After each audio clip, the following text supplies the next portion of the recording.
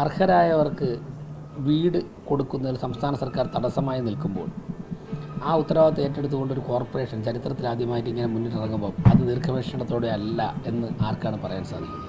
ജനങ്ങൾക്ക് ഗുണമുള്ള കാര്യമല്ല, സർക്കാർ പിന്തുണച്ചോട്ടെ. ഇപ്പോൾ കേന്ദ്ര സർക്കാരിൻ്റെ പദ്ധതികളിൽ നമ്മൾ സ്മാർട്ട് സിറ്റി ഇവിടെ നടപ്പിലാക്കിയത്, കേന്ദ്ര സർക്കാരിൻ്റെ പദ്ധതികളിൽ ഏറെക്കുറെ സംസ്ഥാന സർക്കാർ നടപ്പിലാക്കുന്ന ഏറെക്കുറെ എല്ലാ പദ്ധതികളും. അപ്പോൾ ഈ കേന്ദ്ര സർക്കാർ പദ്ധതികൾ നമുക്ക് നടപ്പിലാക്കണം. കോർപ്പറേഷൻ്റേതായ ചില പദ്ധതികളുണ്ട്, കേന്ദ്ര സർക്കാരിൻ്റെ പദ്ധതികളുണ്ട്. ഇനി സംസ്ഥാന സർക്കാർ എന്തെങ്കിലുമൊക്കെ പദ്ധതികൾ അനുവദിക്കുമെങ്കിൽ ഞങ്ങൾ സഹകരിച്ച് അത് നടപ്പിലാക്കും.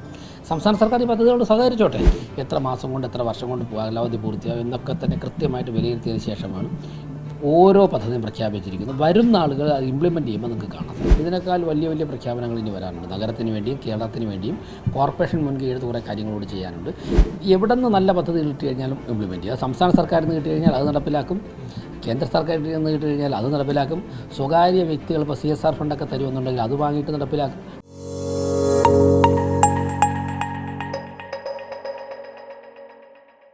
നമസ്കാരം.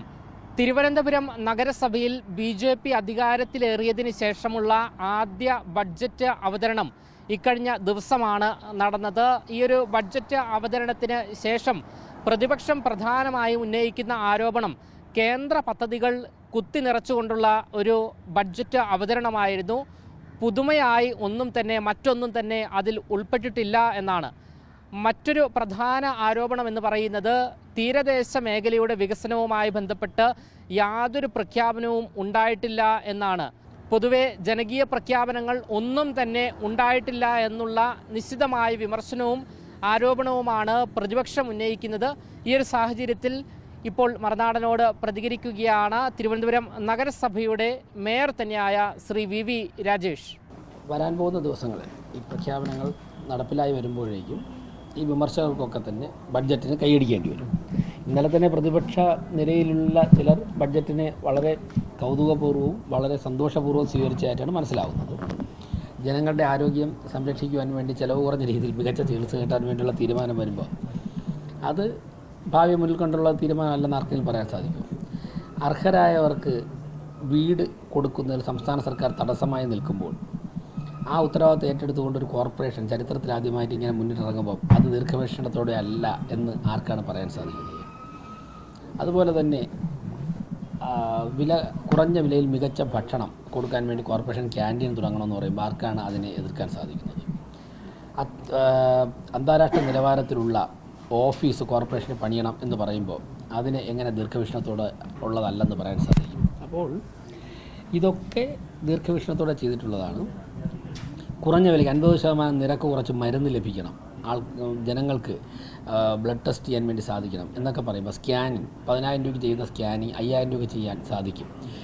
ഇതുപോലെ വേറെ പിന്തുണയ്ക്കുകയാണ് പ്രതിപക്ഷം ചെയ്യേണ്ടത്. ഇത് നിരവധി കേന്ദ്ര പദ്ധതികൾ ഇതിൽ ഉൾപ്പെടുത്തിയിട്ടുണ്ട്. പക്ഷേ നമ്മൾ ഒറ്റയ്ക്ക് തീരുമാനിച്ചെങ്ങനെ നടപ്പിലാക്കണം? സംസ്ഥാന സർക്കാരിൻ്റെ കൂടി പിന്തുണ വേണ്ട എന്നുള്ളൊരു ചോദ്യമാണ്. അതെ, സംസ്ഥാന സർക്കാർ പിന്തുണച്ചോട്ടെ.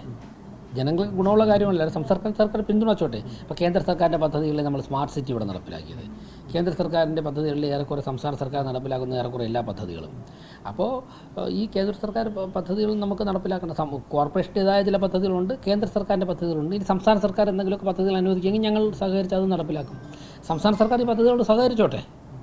ഇപ്പോൾ ലൈഫ് മിഷൻ പോലുള്ള പദ്ധതികൾ നിരവധി പേർക്ക് വീട് കിട്ടാത്ത സാഹചര്യമുണ്ട്. എനിക്ക് തോന്നുന്നു സംസ്ഥാന സർക്കാരിൻ്റെ ഒരു പിടിവാശി മൂലം നിലച്ചുപോയ ഒരുപാട് വീട് പണികളുണ്ട്. ഇപ്പോൾ നിരവധി പേർക്ക് വീടില്ലാത്ത സാഹചര്യമുണ്ട്. അപ്പോൾ ഇത് എങ്ങനെ ഒരു ടേംസിൽ കൊണ്ടുപോകുമെന്നാണ് പദ്ധതികൾ കേന്ദ്രത്തിന് കൊണ്ടുവന്നാൽ? അല്ല, അതൊക്കെ കൊണ്ടുപോകാൻ സാധിക്കും. അതിനൊക്കെ ജനാധിപത്യത്തിൽ അതിനൊക്കെ ഉള്ള മാർഗ്ഗങ്ങളുണ്ട്, ഭരണ സംവിധാനത്തിൽ അതിനൊക്കെയുള്ള മാർഗ്ഗങ്ങളുണ്ട്, രീതികളുണ്ട്, നിയമമുണ്ട്, അതിനൊക്കെ അതിൻ്റെതായ നയമുണ്ട്. ഇപ്പം ഞങ്ങൾ പ്രഖ്യാപിച്ചിരിക്കുന്ന എല്ലാ പദ്ധതികളും ഏതു തരത്തിൽ നടപ്പിലാക്കാം എന്നുള്ള അവസാന ഘട്ടം വരെ ചിന്തിച്ചതിന് ശേഷമാണ് പ്രഖ്യാപിച്ചിരിക്കുന്നത്. അത് നടപ്പിലാക്കാനുള്ള രാഷ്ട്രീയ ഇച്ഛാശക്തിയുണ്ട്, ഭരണപരമായ പിന്തുണയുമുണ്ട്. ഈ പറഞ്ഞ പദ്ധതികളെല്ലാം തന്നെ നടപ്പിലാക്കുമെന്ന് ഉറപ്പ് തന്നെയാണ്. അതിനുള്ള തീരുമാനങ്ങൾ എടുത്തതിന് ശേഷമാണ് ഈ പ്രഖ്യാപനം. അല്ല, ഞങ്ങൾ നടപ്പിലാക്കുമെന്നുള്ള തീരുമാനമെടുത്തതിന് ശേഷം നടപ്പിലാക്കാനുള്ള വഴികൾ നോക്കിയതിന് ശേഷം അതിൻ്റെ സാമ്പത്തിക ചെലവ് എത്ര വരും, എത്ര മാസം കൊണ്ട് എത്ര വർഷം കൊണ്ട് കാലാവധി പൂർത്തിയാകും എന്നൊക്കെ തന്നെ കൃത്യമായിട്ട് വിലയിരുത്തിയതിന് ശേഷമാണ് ഓരോ പദ്ധതിയും പ്രഖ്യാപിച്ചിരിക്കുന്നത്. വരുന്ന ആളുകൾ അത് ഇംപ്ലിമെൻറ്റ് ചെയ്യുമ്പോൾ നിങ്ങൾക്ക് കാണാൻ സാധിക്കും.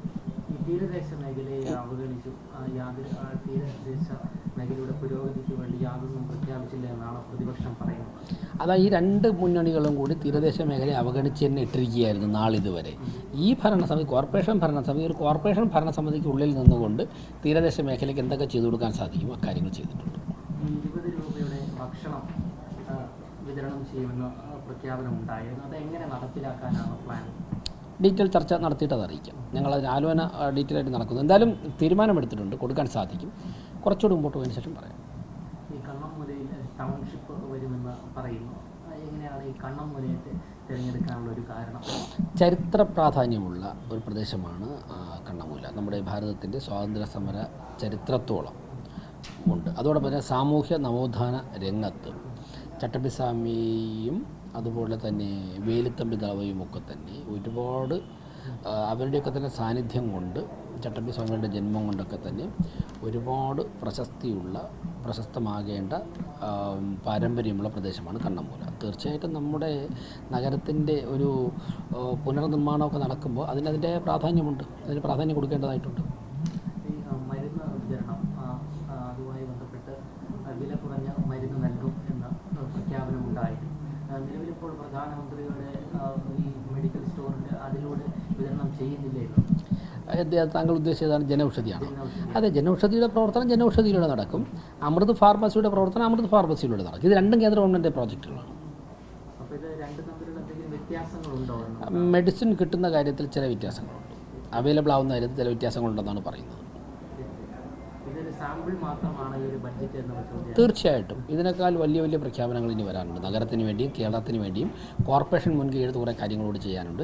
ഇതിപ്പോൾ ഞങ്ങളുടെ ഒരു തുടക്കമാണല്ലോ, വരട്ടെ, നോക്കാം.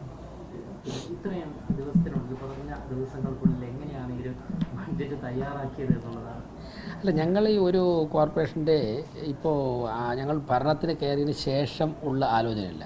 ഞങ്ങൾ പ്രതിപക്ഷത്തിരുന്നപ്പോഴും തിരുവനന്തപുരം കോർപ്പറേഷനിൽ മെച്ചപ്പെട്ട ഭരണം കാഴ്ചവെക്കുവാനും അതോടൊപ്പം തന്നെ തിരുവനന്തപുരം കോർപ്പറേഷനിൽ ഞങ്ങൾ പ്രതിപക്ഷമാണെങ്കിൽ പോലും ദീർഘവീക്ഷണത്തോടെയുള്ള പദ്ധതികളെക്കുറിച്ച് ചിന്തിക്കുകയായിരുന്നു, റിസർച്ച് ചെയ്യുകയായിരുന്നു, പഠിക്കുകയായിരുന്നു. അപ്പോൾ ഞങ്ങൾക്ക് കാത്തിരിക്കേണ്ടി വന്നില്ല. ഭരണം ആരംഭിക്കുന്നതിന് മുൻപ് തന്നെ ഞങ്ങൾക്ക് കൃത്യമായിട്ടുള്ളൊരു നിലപാടുണ്ടായിരുന്നു, കാഴ്ചപ്പാടുണ്ടായിരുന്നു. പിന്നെ ഞങ്ങളെ സഹായിക്കാൻ വേണ്ടി ഇന്ത്യയിൽ നല്ല ലോകത്തിൽ തന്നെ ഏറ്റവും നല്ല ഭരണ പരിചയമുള്ള ബഹുമാനപ്പെട്ട പ്രധാനമന്ത്രി തന്നെ നേരിട്ട് പറ്റുന്ന സമയങ്ങളിൽ സ്ഥലങ്ങളിൽ ഇടപെടുകയാണ്. BJPയുടെ ദേശീയ സംസ്ഥാന നേതൃത്വങ്ങളുണ്ട്. ഞങ്ങൾക്ക് അഡ്വൈസ് തരാൻ വേണ്ടി പരിചയസമ്പന്നരായ മുൻ മുഖ്യമന്ത്രിമാരും ഉൾപ്പെടെയുള്ളവരുണ്ട്. മുൻ കേന്ദ്രമന്ത്രിമാരും ഇപ്പോഴത്തെ കേന്ദ്രമന്ത്രിമാരുണ്ട്. പിന്നെ ഞങ്ങൾ തിരുവനന്തപുരത്തുള്ള എക്സ്പെർട്ടുകളുടെയൊക്കെ തന്നെ അഭിപ്രായം തേടുന്നുണ്ട്. അപ്പോൾ ഉദ്യോഗസ്ഥർ ഞങ്ങളുമായിട്ട് നന്നായിട്ട് സഹകരിക്കുന്നുണ്ട്. അങ്ങനെ വരുമ്പോൾ സ്വാഭാവികമായിട്ട് ഭരിച്ച് മുന്നോട്ട് ഞങ്ങൾക്ക് ബുദ്ധിമുട്ടില്ല.